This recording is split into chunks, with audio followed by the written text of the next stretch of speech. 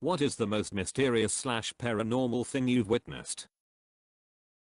In college I watched my bank account mysteriously dwindle to $0.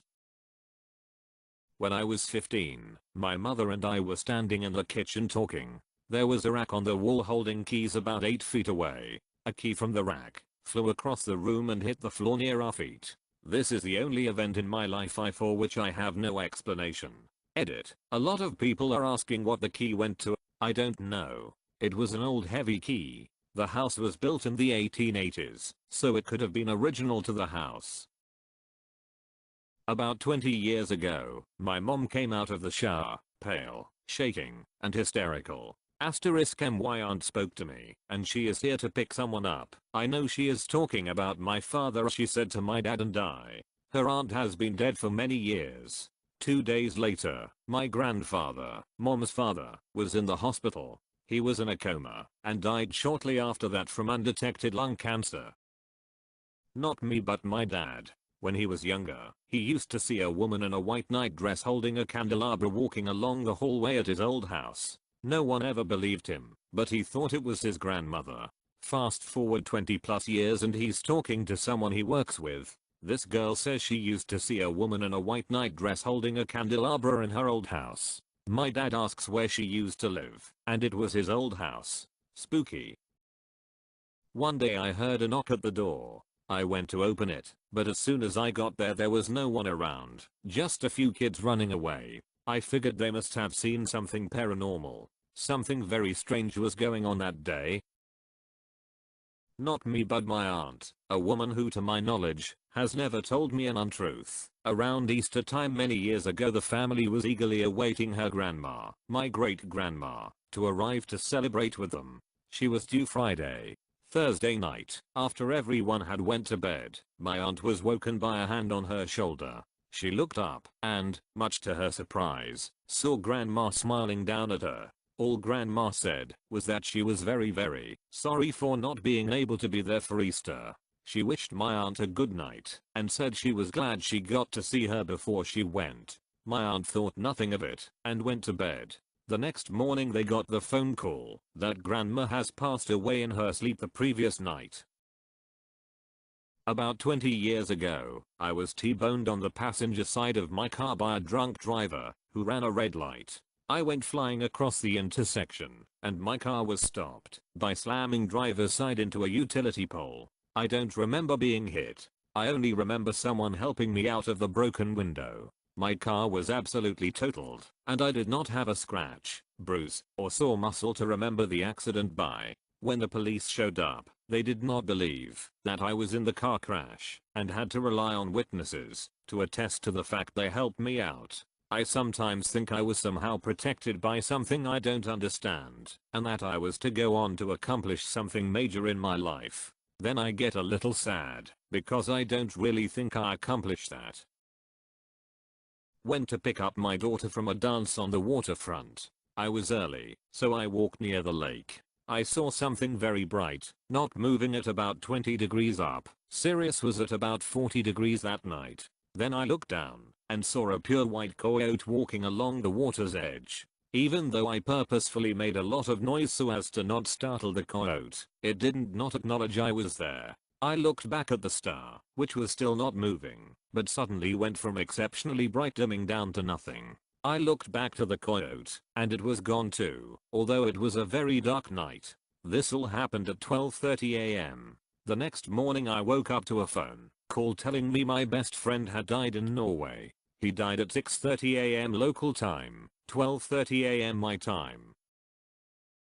Not witnessed, but happened to me. When I was in high school, I dated this marvelous girl. She was charming, sweet, and had the perfect smile. Sadly, she got in an ATV accident and passed away due to head trauma. This destroyed me, and I was a wreck. But exactly a week later, I got an email from her saying that she was so excited to hang out with me that summer. It strangely made me feel better. I don't know if that message was in the drafts folder for X amount of time and then automatically sent, but I was happily surprised that somehow she spoke to me after her passing. I also got a text message from her phone that week, but no one had touched the phone, since she had passed her parents and brother wouldn't go in her room. Edit. Automatically sent, not automatically not. I don't even know how that happened. I watched seasons 1 to 7 of Supernatural on Netflix. My father passed away last year. One item he always said he wanted me to have was a shotgun which had originally belonged to his grandfather.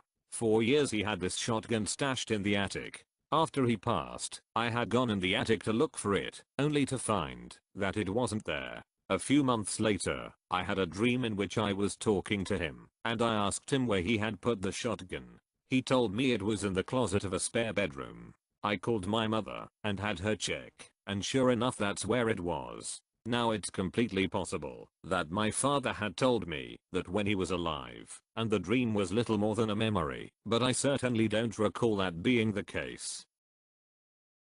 A smellish tire fell out of the night sky back when I was around 17 or so. I was driving down a 2-lane country road, and it landed about 30 yards in front of my car and rolled off into some grass. Not strictly paranormal, but it was very eerie. Didn't make a sound.